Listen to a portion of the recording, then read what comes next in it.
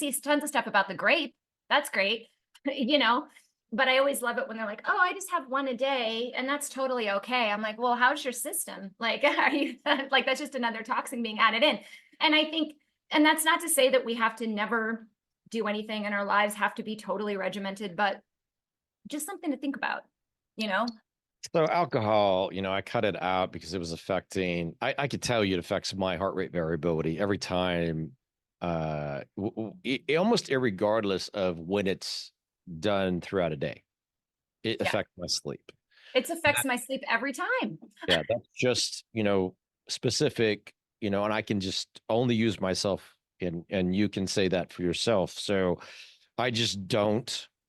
And I haven't because I was getting I had a business commitment and they wanted me to be a brand ambassador. So they're, ordered some nice wine and everything. And so I will say out of the country, the wine's very different in Oh, Spain and Europe in general because of the yeah, EU's strict requirements on ingredients. There's a lot of ochratoxin and other things placed in wine in the United States, which are not exactly. ideally suited for my system or probably yours. Yeah. So I don't and haven't drank wine, but at that dinner I did, and oh my word. Next day you'd have thought I had, drank an entire, liter of wine. I just felt so bad. Yeah. And I'm like, man, this is not how I do things. And I haven't had a drink since.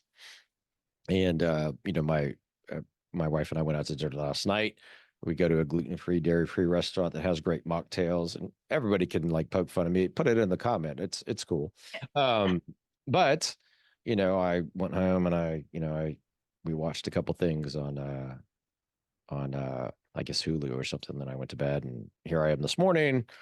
Been up, working. Had a great night of sleep. I feel totally fine, and that's good for me.